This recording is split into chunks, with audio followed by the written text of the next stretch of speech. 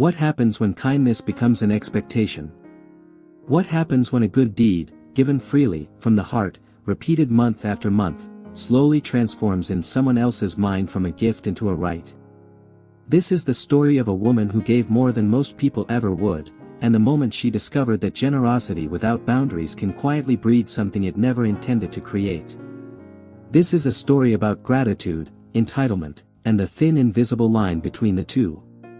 It started with the worst 15 minutes of her year.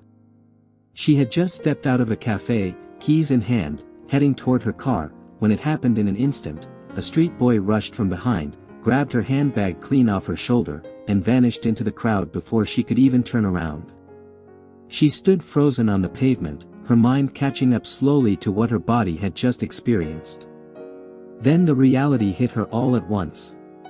Inside that bag was a signed check for $50,000. Money she was supposed to deposit at the bank that very afternoon. She spent the next 15 minutes in a state of controlled panic, stopping strangers, describing the boy, asking if anyone had seen anything at all. Nobody had. Or nobody was saying. She was starting to lose hope entirely when a middle-aged man approached her quietly from the side. He was poorly dressed, the kind of man most people on that street would have walked past without a second glance. He was holding her bag. She grabbed it with both hands and tore it open. The check was there. The cash was there. Everything was exactly as she had left it. She looked up at him with tears already forming and thanked him with everything she had in that moment. Then she reached into her pocket and pressed $300 into his hands. The man's whole face changed. He lit up the way people do when something genuinely unexpected and good happens to them. She drove to the bank, deposited the check, and went home feeling like the world was not such a terrible place after all. Weeks later, driving home from work, she spotted him. Same man. Same stretch of road.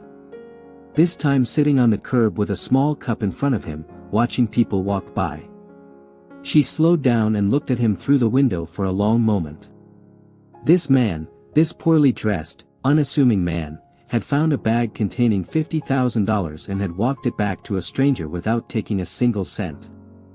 And here he was, barely surviving. Something moved in her chest that she could not quite name. She did not stop that day, but she made herself a quiet private promise. The following month, after her salary came in, she went back and found him. She handed him $300. He thanked her with a joy that felt completely genuine and unperformed. She came back the next month and did it again. And the month after that. Sometimes she brought groceries along with the money. Sometimes she stopped to talk for a few minutes before leaving. Month after month, without fail, for 3 full years, she showed up. It was never an obligation. Nobody asked her to do it. Nobody even knew she was doing it. It was simply what she had decided, that this man's single act of honesty deserved to be honored, quietly and consistently, for as long as she was able. Then life, as it always does, began to shift. Her children grew older and the costs grew with them. School fees. Uniforms. Food for a bigger household. The easy financial breathing room she and her husband had once enjoyed started to tighten. One afternoon she left an ice cream shop with her young son, spotted the man from across the street, and walked over to him. She handed him $100. He smiled, but it was different this time, a smile that required visible effort, like something being held in place rather than something that came naturally. The following month, things were tighter still, and she could only manage $50.